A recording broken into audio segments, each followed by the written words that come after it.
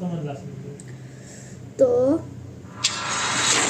अभी इसके बारे में जानेंगे। नमस्कार दोस्तों, हमारे यूनिवर्स के बारे में शायद सबसे कमाल की बात है इसका साइज। ये ब्रह्मांड भाई मैं बोल रहा हूँ कि ये वीडियो मेरी नहीं है, ये जो भी वीडियो है वो दूरियो राठियों की है। दूरियो राठियों आप जाके चेक कर सकते हो, सब्सक्राइब कर सकते हो, मेरे भी चैनल को सब्सक्राइब कर सकते हो। अगर चैनल में नए हो तो सब्सक्राइब करो। तो चलो वीडियो शुरू करते हैं। कितना अनइमेजिनेबली बड़ा है, लेकिन यही बात शायद सबसे निराशाजनक भी है। खुद ही सोचकर देखो, अगर आज हम अपने पावरफुल टेलीस्कोप्स का इस्तेमाल करके धरती जैसा एक और प्लेनेट ढूंढ भी लेते हैं किसी गैलेक्सी में जो इंसानों के लिए रहने लायक हो, वहां तक पहुंचने में सदियां लग जाएंगी। भाई पर एक मिनट, अगर टेक्नोलॉजी इतनी बड़ी है तो हम अभी तक उन्हें क्यों नहीं ढूंढ सके? इनफैक्ट किसी भी एक इंडिविजुअल इंसान के लिए ये गैलेक्सी छोड़कर जाना इम्पॉसिबल है। अब सब जानते हैं कि धरती मिल्की वे गैलेक्सी में है और मिल्की वे के जो सबसे करीब गैलेक्सी है वो है Andromeda Galaxy. Approximately 2.5 million light years दूर है धरती से। तो अगर हम एक स्पेसक्राफ्ट का इस्तेमाल करें वहां तक जाने के लिए, यूजुअल स्पीड होती है एक स्पेसक्राफ्ट की 28,000 किलोमीटर प्रति घंटा। इस स्पीड से वहां तक जाने में 94.5 बिलियन ईयर्स मतलब देख सकते हो भाई, हमारे धरती के सबसे ज्यादा फास्टेस्ट टेक्नोलॉजी भी एंड्रोमेडा के पास जाने के लिए 94 बिलियन ईयर्स लगेंगे। मतलब भाई आपके टोटल करोड़ों जीवन भी लगेंगे इसको। इतना ही नहीं, अगर किसी तरीके से हम टेक्नोलॉजी बना लेते हैं लाइट की स्पीड पर ट्रैवल करने की, तो भी वहां पर पहुंचने में 2.5 मिलियन ईयर्स का समय लग जाएगा। ये बात सही मायनों में निराश कर देने वाली है। आखिर क्या तुक बना ये सारे प्लैनेट्स ढूंढने का जब हम वहां पर कभी ट्रैवल ही नहीं कर पाएंगे। लेकिन अगर एक शॉर्टकट रास्ता हो गैलेक्सी के बाहर तक ट्रैवल करने का, एक ऐसा शॉर्टकट जिसके जरिए हम ये मिलियन लाइट ईयर्स का सफर कुछ महीनों में ही तय कर ले, तब ये बातें जरूर दिलचस्प बन जाती है। ये शॉर्ट भाई इसने अभी तो बताया मिलियन और बिलियन के समय लगता है, तो अभी क्यों बोल रहा है कि 1 महीने में पहुंचा है? भाई एडिटर, तुझे पता है ये इसको कुछ नहीं पता। शॉर्टकट्स हैं दोस्तों, वर्म होल्स।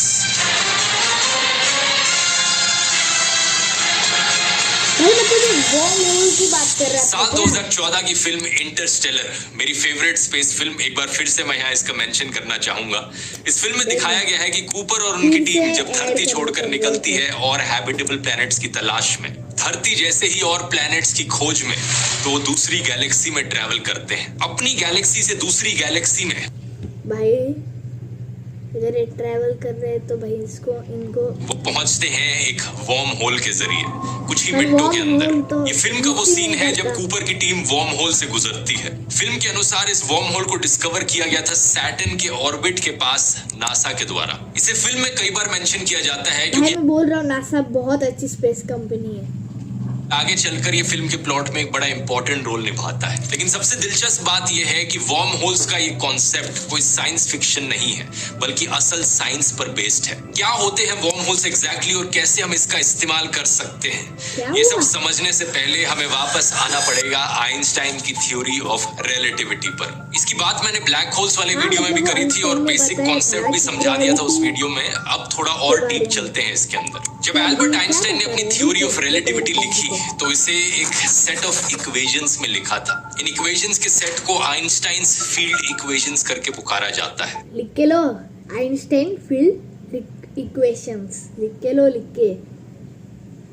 पहली बार इन्हें पब्लिकली रिवील किया गया था 25 नवंबर साल 1915 में, जब आइंस्टाइन ने अपना पेपर सबमिट किया था to the Prussian Academy of Sciences Berlin paper submit क्यों किया जर्मनी में। टोटल में फील्ड इक्वेशंस 10 अलग अलग इक्वेशन से बनती हैं, 10 non linear partial differential equations. लेकिन इन्हें शॉर्ट में एक इक्वेशन से भी रिप्रेजेंट किया जा सकता है और वो एक इक्वेशन कुछ ऐसी दिखती है, capital G mu new plus lambda छोटा जी म्यू। मतलब एक कारपेट जैसी है, कारपेट जैसी जिसपे हमारी पृथ्वी ऐसे बैठी है और वो बीच में ऐसे दबी है, वैसा कुछ है। Nu equals to 8 pi G divided by c to the power of 4 और t म्यू न्यू। चिंता मत कीजिए, इस वीडियो में हम मैथमेटिकल डिटेल्स में नहीं जाएंगे क्योंकि इस एक इक्वेशन के अंदर बहुत बहुत ज्यादा कॉम्प्लेक्सिटी है। अगर इसे एक्सपैंड करते हो इस एक इक्वेशन को तो देखो कैसी ये स्टेप्स दिखती हैं। अगर आप मैथ से प्यार भी करते हो तो भी आपका सर चकरा जाएगा ये देखकर। मोटे मोटे तौर पर ये इक्वेशंस हमें बताती हैं कि मैटर और एनर्जी कैसे स्पेस टाइम के कर्वेचर को इन्फ्लुएंस करते हैं। एल्बर्ट आइंस्टाइन ने कहा था इस चीज को विजुअलाइज करने के लिए इमेजिन करो। भाई एल्बर्ट आइंस्टाइन नहीं भाई सब कुछ कह रहा है भाई, ठीक है चलो रहने दो। एक बड़ा सा मैश है, इस मैश के ऊपर जब आप ऑब्जेक्ट्स रखते हो ये वजन से नीचे बेंड डाउन हो जाता है। हाँ, जो वही, स्पेस वही, टाइम का मैश है वो भी कुछ इसी तरीके से बेंड हो जाता है, कर्व हो जाता है बड़े बड़े प्लैनेट्स और स्टार्स के वजन से। जितना ज्यादा ग्रेविटेशनल फोर्स होगा किसी प्लैनेटरी ऑब्जेक्ट का उतना ही ज्यादा ये स्पेस। मुझे लगा अगर कितना भी हल्का भी प्लेनेट हो तो दब जाता है, पर ऐसा नहीं है। वो ग्रेविटेशनल फोर्स जितना होगा ना उतने वजह से वो नीचे जाएगा। अच्छा, इस टाइम का मैश कर्व हो जाएगा उनके अराउंड। अब इंटरेस्टिंग बात यह है कि एल्बर्ट आइंस्टाइन खुद से अपनी फील्ड इक्वेशंस को पूरी तरीके से सॉल्व नहीं कर पाए थे। उन्होंने बस एक अप्रोक्सीमेट सॉल्यूशन निकाला था अपनी इक्वेशन का एक स्पेसिफिक केस में। पहले इंसान जिन्होंने इन फील्ड इक्वेशंस को सॉल्व किया। भाई पहले सॉल्व बोल रहा है और फिर से सॉल्व नहीं किया। भाई क्या है ये? रुक भाई 1 मिनट था वो थे कार्ल श्वार्ज़शाइल्ड साल 1916 में। इन्होंने एग्जैक्टली कैलकुलेट किया कि ये स्पेस टाइम का कर्व कितना बेंड होता है, कैसे बेंड होता है एक सिंगल बॉल ऑफ मास के केस में। ये कार्ल श्वार्ज़शाइल्ड का ही सॉल्यूशन था जिसकी मदद से साइंटिस्ट समझ पाए सिंगुलैरिटी के कॉन्सेप्ट को। क्या होगा अगर ये मास इनफाइनाइटली डेंस बन जाए, स्पेस टाइम का कर्वेचर इसके अराउंड इतनी टाइटली रैप हो जाएगा कि ये जो रीजन है। ये तो देखो भाई क्या खतरनाक है। देखो भाई जो स्टार होता है उसका सबसे कम वजन होता है वो व्हाइट ड्वार्फ होता है, उसका नॉर्मल से वजन होता है। जो न्यूट्रिएंट स्टार होता है भाई उसका नॉर्मली होता है। और जो भाई ब्लैक होल का विषय मत रखो भाई, वो बहुत बहुत बड़ा होता है। ये बाकी यूनिवर्स से पूरा पिंच ऑफ हो जाएगा।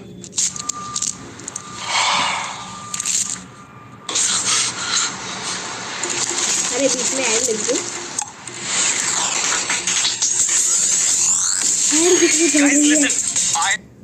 ऑफ हो जाएगा। इसी की वजह से ही साइंटिस्ट ब्लैक होल के कॉन्सेप्ट को थ्योरेटिकली प्रूव कर पाए। और ये चीज आज से 100 साल पहले ही हो गई थी। एक्चुअली में कई दशकों बाद जाकर साल 2019 में ही पहली बार था कि साइंटिस्ट ने एक ब्लैक होल की फोटो ली हो। तो मोटे मोटे तौर पर बात मैं ये कहना चाह रहा हूँ कि इन फील्ड इक्वेशंस का एक सोल्यूशन ब्लैक होल्स निकला था। थ्योरेटिकली हम ब्लैक होल्स की एग्जिस्टेंस के बारे में ऑलरेडी जानते थे उनके डिस्कवर होने से करीब 100 साल पहले। और बात यह है दोस्तों कि इन्हीं फील्ड इक्वेशंस का एक और सॉल्यूशन है वॉर्म होल्स। आप शायद सोचोगे कि एक इक्वेशन को सॉल्व करके दो सॉल्यूशंस कैसे निकल रहे हैं। भाई जिन्हें पता है वॉर होम्स भाई मुझे हिंदी सीखनी चाहिए भाई सच में। देखो भाई जिसको वॉर्म होल्स के बारे में पता है वो कमेंट करो। मैं कहूंगा याद करो स्कूल में क्वाड्रेटिक इक्वेशंस पढ़ी थी। इस सिंपल सी इक्वेशन के भी दो सॉल्यूशंस हैं, x इक्वल्स टू 2 और x इक्वल्स टू 3, दोनों फिट बैठते हैं। तो आइंस्टाइन की फील्ड इक्वेशंस देखो तो ये तो कहीं ज्यादा और कॉम्प्लिकेटेड है। इनके एक्चुअल में ढेर सारे सॉल्यूशंस हो सकते हैं। वॉर्म होल एक सॉल्यूशन है और इसका साइंटिफिक नाम है वॉर्म होल के सॉल्यूशन का आइंस्टाइन रोजन ब्रिज। ये नाम आता है एल्बर्ट आइंस्टाइन और उनके असिस्टेंट नेथन रोजन से, जिन्होंने साथ में मिलकर इस सॉल्यूशन को निकाला साल 1935 में। तो वॉर्म होल्स को समझना बड़ा आसान है। ये बेसिकली एक शॉर्टकट रास्ता है जो स्पेस टाइम के दो पॉइंट्स को कनेक्ट करता। पहले मैं आपको चीजें समझो कि एक पाइप है जो तुम्हें इस गैलेक्सी से उस गैलेक्सी में सिर्फ कुछ महीनों में पहुंचा सकता है। देखो जैसे ये एक पाइप है, अगर तुम यहाँ से आए तो सिर्फ 1 महीने में यहाँ से निकल जाओगे। जो अगर तुम एक स्पेसशिप और लाइट के स्पीड से भी गए तो ज़्यादा देर लगेगी।